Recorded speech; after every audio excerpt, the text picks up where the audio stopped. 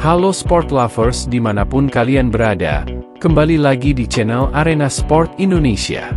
Kali ini kita akan merangkum dunia olahraga lagi, yang tentunya bikin kamu tahu info berita terbaru, terupdate dan terkini. Untuk itu jangan lupa untuk tekan tombol subscribe-nya, agar kamu tidak ketinggalan beritanya.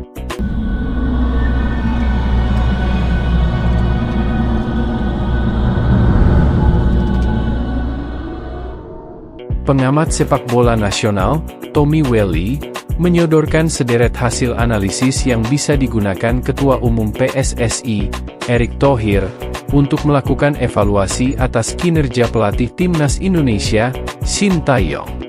Menurut Tommy Welly, evaluasi besar-besaran yang dijanjikan oleh Erick Thohir ini penting untuk menjaga peluang Timnas Indonesia lolos dari putaran ketiga kualifikasi Piala Dunia 2026 zona Asia. Evaluasi ini bisa menjadi kunci kelolosan skuad Garuda. Sebab, dari hasil evaluasi ini, skuad Garuda diharapkan bisa meraih hasil yang ditargetkan saat menghadapi 4 pertandingan tersisa pada tahun depan. Kalau untuk menjaga peluang lolos, menurut saya, sisa laga ini targetnya 7 poin. Secara perhitungan matematis, kalau bisa dapat 7 poin dari Australia, Bahrain, China, dan Jepang, peluang itu cukup terbuka, kata Tommy Welly dikutip dari Sport TV Indonesia. Namun, pertanyaannya, bagaimana mencapai 7 poin ini?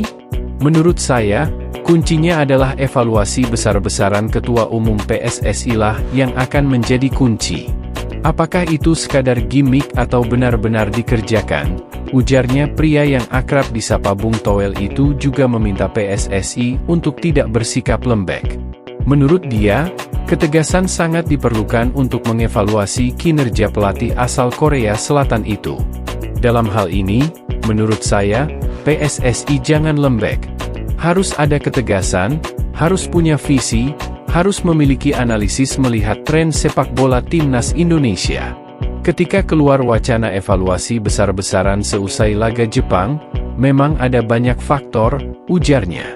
Ada banyak hal yang menjadi pemikiran dari perjalanan Timnas. Bukan hanya karena kalah 0-4 dari Jepang. Tetapi, ada banyak faktor. Makanya, Erick Thohir bilang soal ego. Apakah ini soal Shin Tae-yong? Mungkin saja. Lanjut dia.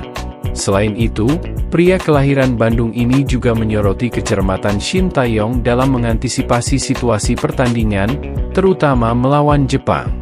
Ada satu momen ketika skuad Garuda kebobolan karena hanya tampil dengan 10 pemain karena Kevin Dix cedera.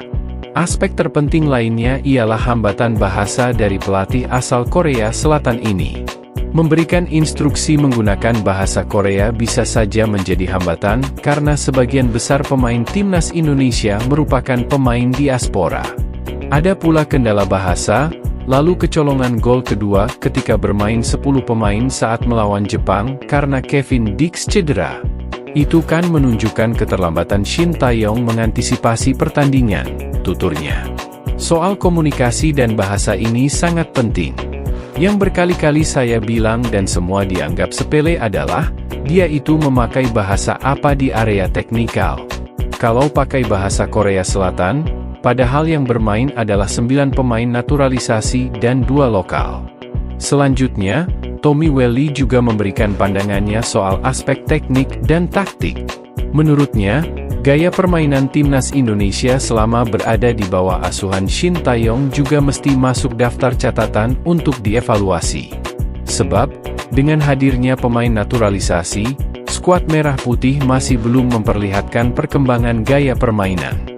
Menurut Toel, gaya ini cenderung tak mengalami perubahan sejak Shin Tae-yong pertama kali tiba. Selanjutnya area taktik dan teknik. Kok dari dulu begitu saja taktiknya? Apakah dengan hadirnya banyak pemain naturalisasi cuma bisa dimainkan seperti itu? Itu bisa menjadi dasar pertanyaan untuk evaluasi, ucapnya.